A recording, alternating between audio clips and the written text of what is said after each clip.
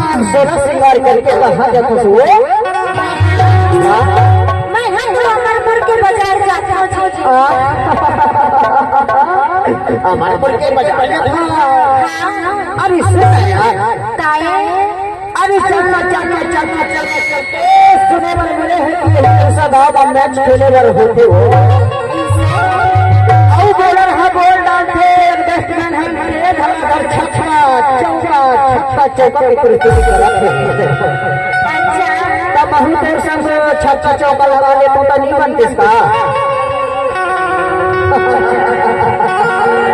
मां कसम हम मेहमान से ही बसरिया गांव में पलटन के आए ना यदि आमा कह रहा है वो थोड़ी देर में फट जाही तब तक जाही तब तेरे पे लहर देखते कैसे देना था देवान से लगने का देखे हो ना और मैं यहाँ बस देखे नहीं हूँ जितना ये बसरिया गाँव में आए हैं देखकर ये शादी बना तेरा काटे तो बताओ सिर्फ कुछ बात कहते हो ये गाँव को दूल्हा मना और संसद में हम घरे की हमर संसद में ये गाँव के पूरा मना कहा कहते बताओ माँ तो सामने पीढ़ी है मैं जाते समरपुर के बाजार में या फिर सवनापुर के बाजार में तो मान से लगा हमारा जैसे चुरा के ले जाता है तबे देखो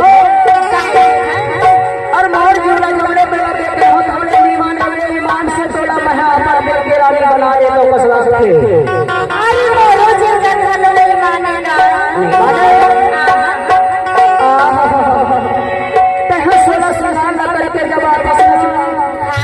और आज ही बसरिया में बन खड़ी के आए हसमान में सब तोड़ा देखे हो हमने ईमान से बैठा बन गए हाँ और सब समय ये रहा कि बाबू मन कहा तुझे बताओ ये रहा कि बाबू मन एक बात में किथे बताओ बताना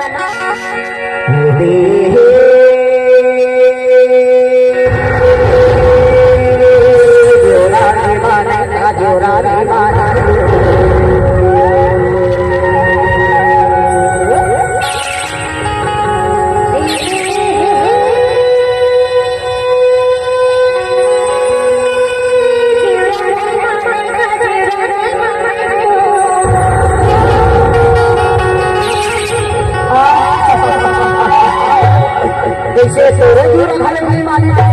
मोरो जुड़ा खाले नहीं मानेगा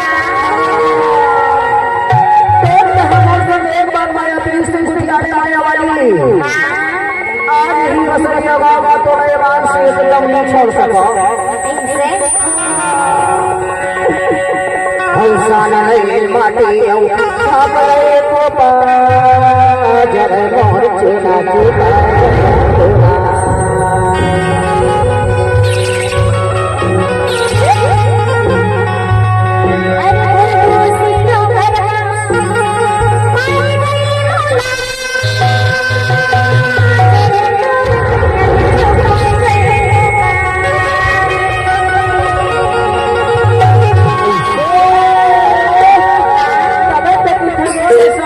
बाबू मन बैठे बाटा देता वो जग मोर चूला चुका तोरा